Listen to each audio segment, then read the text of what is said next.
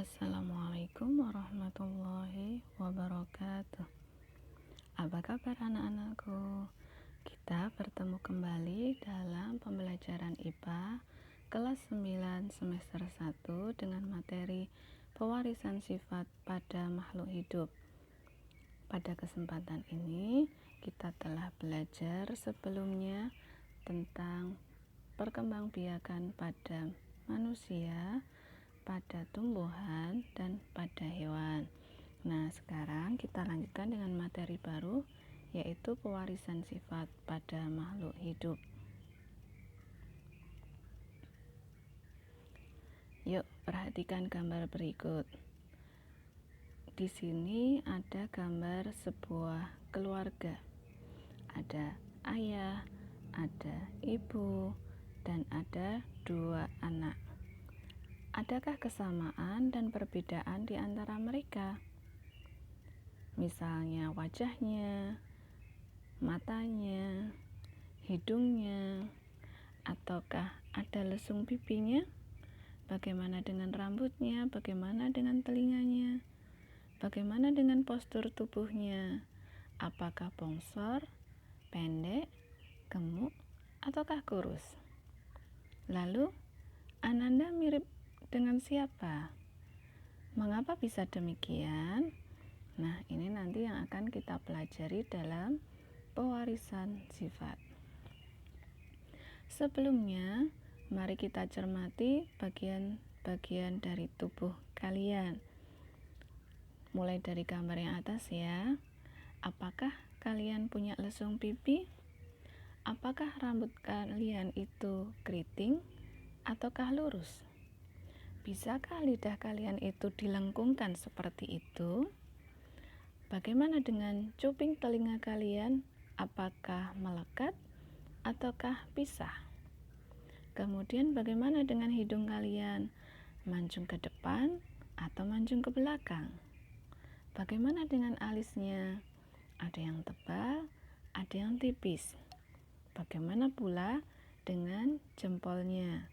Apakah ketika digunakan untuk mengatakan jempol, apakah lurus ataukah bengkok?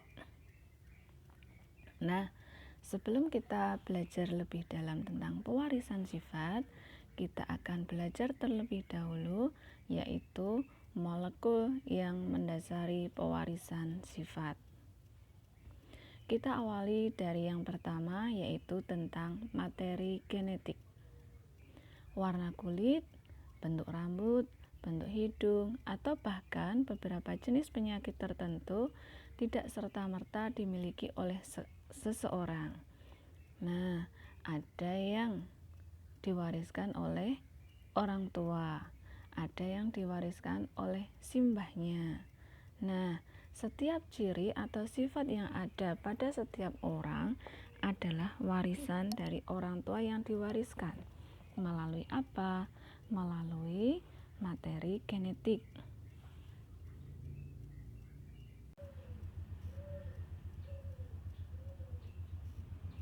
Ya, kita lanjutkan. Ayah diturunkan melalui sel sperma. Kemudian ibu akan diturunkan melalui sel telur.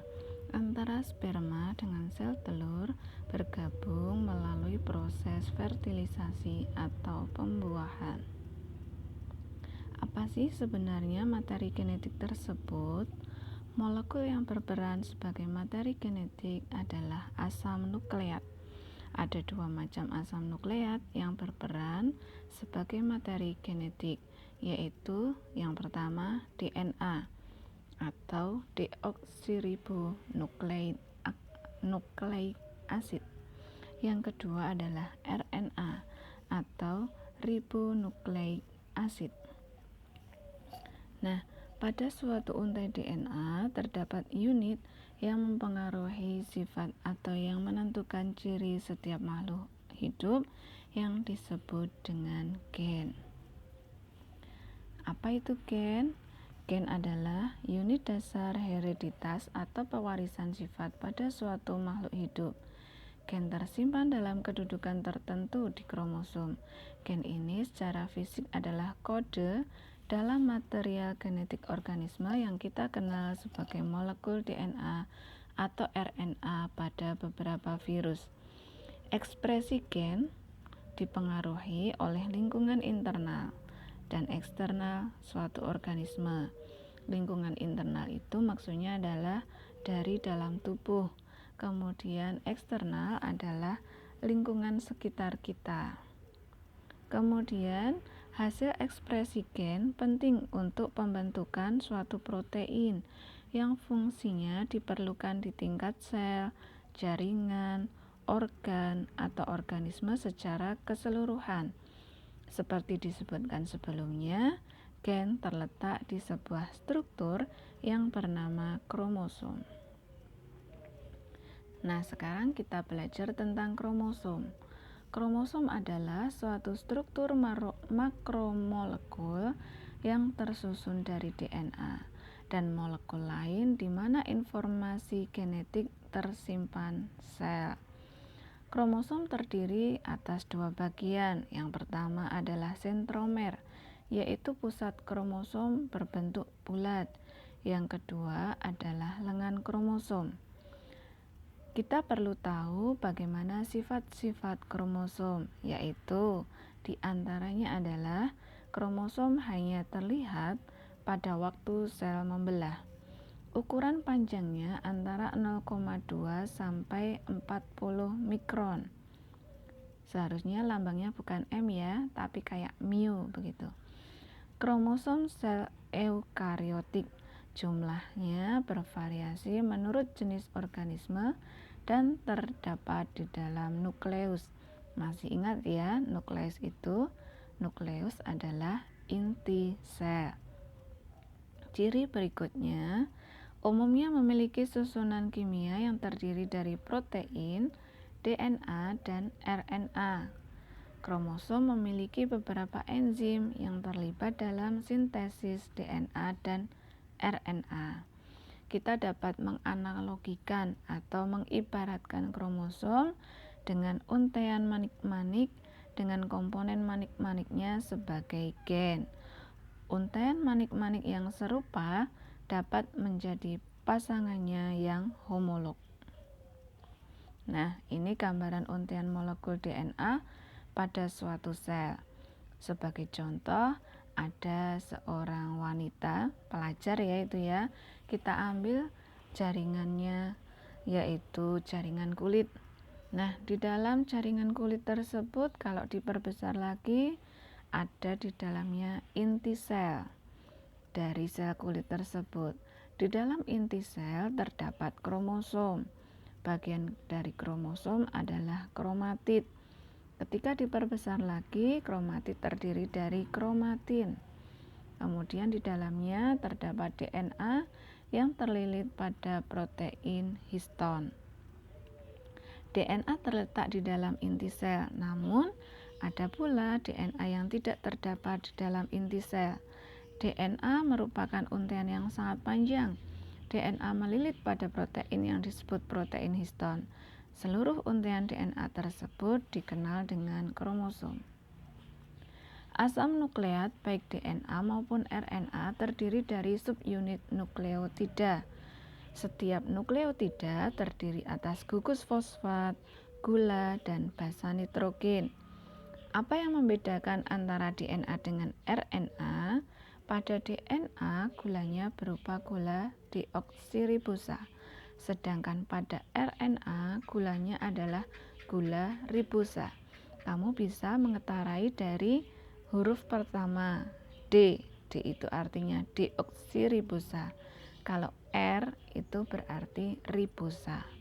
Nah, nukleotida ini dapat dibagi menjadi struktur yang lebih kecil lagi yang disebut nukleosida.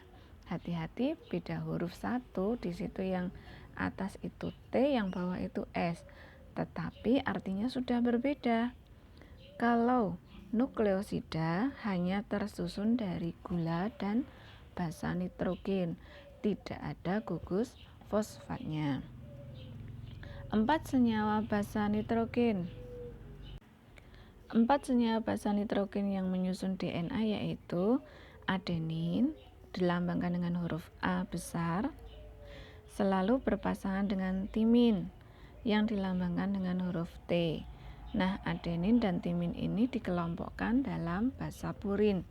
Yang ketiga yaitu guanin dengan lambang G besar.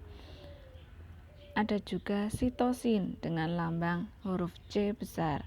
Guanin dengan sitosin selalu berpasangan dan keduanya merupakan basa pirimidin. Kemudian yang menyusun RNA saya beri warna yang lain di situ. Keempat basa nitrogen yang menyusun sebetulnya mirip, tetapi yang membedakan adalah pada DNA A berpasangan dengan timin, sedangkan pada RNA A berpasangan dengan urasil atau dilambangkan dengan huruf O. Kita lanjutkan dengan struktur DNA dan RNA.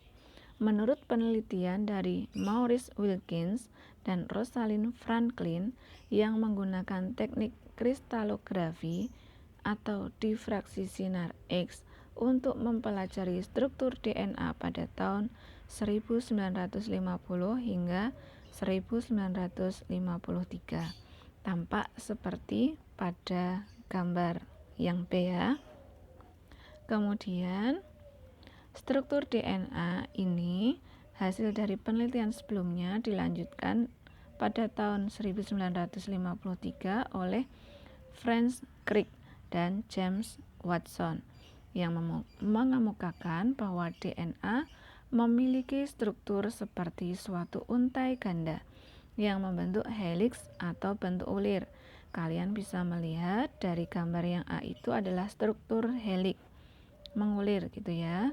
Kemudian yang B adalah struktur kimia parsial DNA. Parsial itu bagian. Kemudian kalian bisa melihat di dalam gambar tersebut struktur helix DNA terbentuk karena adanya beberapa jenis ikatan kimia. Antara untai DNA diikat oleh ikatan hidrogen. Yang tengah itu ada keterangannya ya. Antara T dengan A itu diikat oleh ikatan hidrogen. Kemudian antara basa nitrogen dan gula diikat oleh ikatan glikosida. Ada di sampingnya yang warna biru dengan warna hijau itu. Kemudian antar nukleotida dihubungkan dengan ikatan fosfodiester. Bisa kalian lihat di gambar yang paling kanan.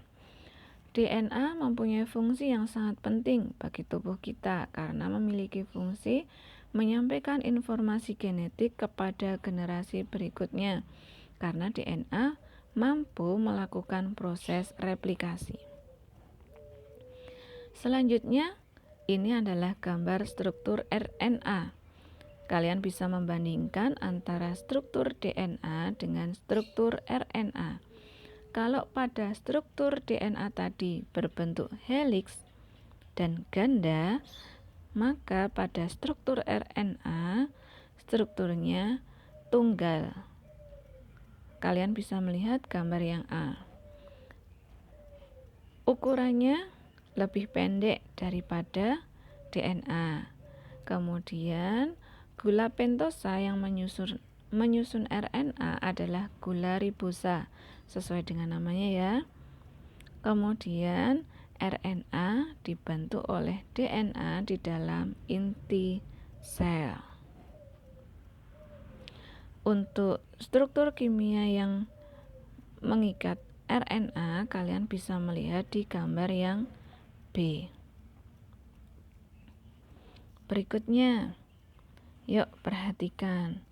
Kuping kalian termasuk yang mana? Yang A ataukah yang B? Yang A itu namanya cuping telinga terpisah, memiliki gen G besar atau G besar G kecil. Sedangkan yang gambar B disebut cuping telinga melekat. Ini yang lebih jarang terjadi dengan gen G kecil. Nah, Kalau kita perhatikan di sekitar kita, yang memiliki cuping telinga terpisah itu lebih banyak. Karakter yang mampu mengalahkan atau menutupi karakter yang lain disebut dengan sifat dominan. Sedangkan yang terkalahkan dalam hal ini adalah cuping telinga yang melekat disebut dengan sifat resesif. Gen bertanggung jawab atas sifat suatu organisme. Gen dapat dilambangkan dengan huruf tertentu. Gen dominan ditulis dengan huruf kapital. Silahkan perhatikan kembali penulisannya tadi, G besar, G besar. Itu penulisan untuk yang dominan. Atau boleh ditulis dengan huruf besar dulu, baru huruf kecil. Sedangkan gen resesif ditulis dengan huruf biasa atau huruf kecil semua. Nah, karakter cuping yang terpisah dikode dengan huruf gen G besar, sedangkan karakter cuping yang melekat dikode dengan huruf G kecil. Variasi atau bentuk alternatif dari suatu gen, dalam hal ini gen G besar dan G kecil, disebut dengan alel. Sekarang kita lanjutkan dengan apa itu fenotip dan apa itu genotip. Sifat-sifat atau ciri yang dapat diamati seperti gambar sebelumnya tadi adalah cuping telinga, bisa juga yang lain bentuk rambut, warna kulit, kemudian fisiologi, kemudian tingkah laku, itu termasuk ke dalam fenotip.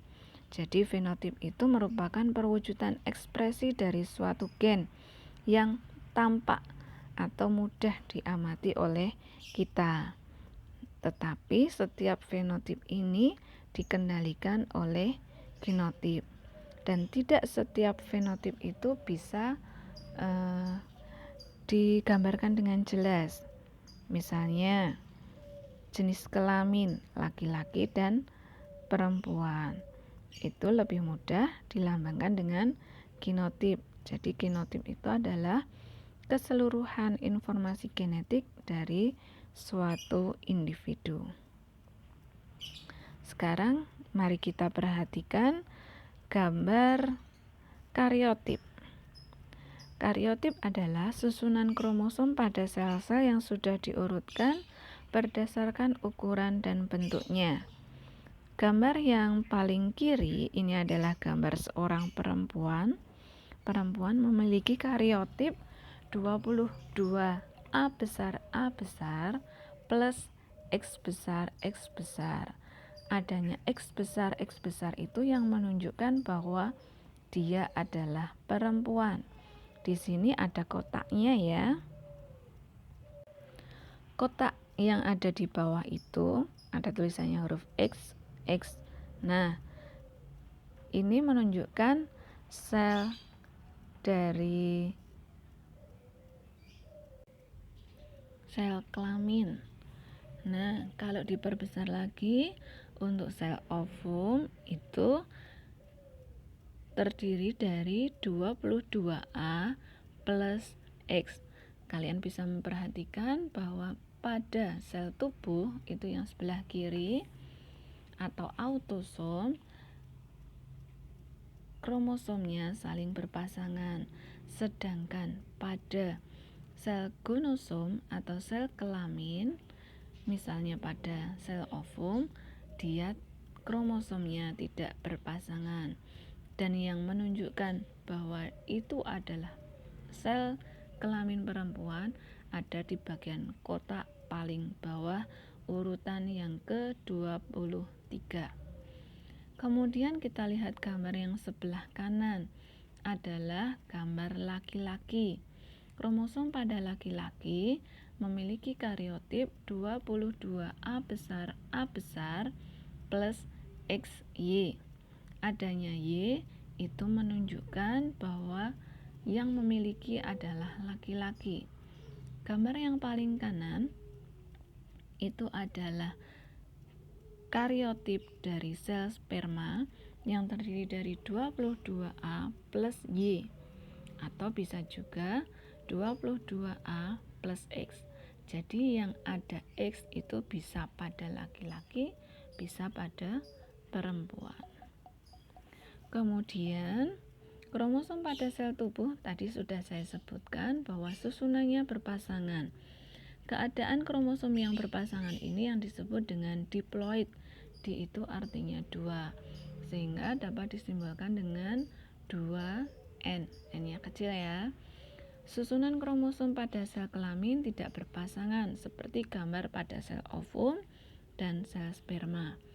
Kromosom sel kelamin jumlahnya setengah dari kromosom sel tubuh. Maka kalian bisa mengetahui bahwa kromosom pada sel kelamin itu kita menyebutnya dengan haploid, disimbolkan dengan huruf N kecil. Contoh pada manusia, tadi sudah disebutkan bahwa manusia memiliki 23 pasang kromosom. 22-nya adalah kromosom tubuh dan 1 pada urutan terakhir adalah kromosom kelaminnya. Nah, pada kromosom yang ke-23 itulah yang membedakan laki-laki atau perempuan. Kalau laki-laki atau jantan itu maksudnya pada hewan dan tumbuhan, lambangnya pakai bunder, kemudian ada panahnya ke atas. Sedangkan pada perempuan diberi lambang lingkaran dan bawahnya diberi tanda plus. Berikut adalah diagram kromosom perkawinan laki-laki dengan perempuan. Kalian bisa melihat di atas itu ada tulisan parental atau induk. Parental itu adalah orang tua. Kalau pada hewan atau pada tumbuhan disebut induk. Kalau laki-laki terdiri dari 22A besar plus XY. Sedangkan pada wanita diberi simbol 22A besar plus XX. Nah, kalau dituliskan dengan gamet itu adalah sel kelaminnya ya, maka ditulis tidak berpasangan 22A plus X untuk laki-laki atau 22A plus Y itu untuk laki-laki. Kalau pada perempuan karena sama maka cukup ditulis 22A plus X. Kemudian dari fertilisasi kedua sel gamet tersebut akan diperoleh keturunan atau filial atau anak yang ditulis dengan huruf F besar, 22A besar untuk sel tubuhnya dan XY. Jadi di sini sebagai penanda bahwa dia nanti keturunannya adalah laki-laki. Kemudian dari hasil persilangan antara 22A plus X dengan 22A plus X yang diberi lingkaran kuning atau garis-garis yang warna kuning itu, nanti kemungkinan keturunannya adalah perempuan. Jadi pada diagram ini dimungkinkan nanti keturunannya 50% laki-laki dan 50% perempuan. Terakhir, Bu Fahri akan memberikan tugas. Tulis daftar istilah yang Ananda temui dalam materi ini di buku tulis. Kirim foto bukti kalian kalau kalian sudah mengerjakan melalui GJR IPA. Jangan lupa ya, tampakkan nama lengkap dan kelas kalian. Ditunggu sampai malam ini. Selamat mengerjakan. Kita hari ini telah menyelesaikan materi kita, yaitu materi molekul-molekul yang mendasari pewarisan sifat. Semoga bermanfaat. Assalamualaikum warahmatullahi wabarakatuh.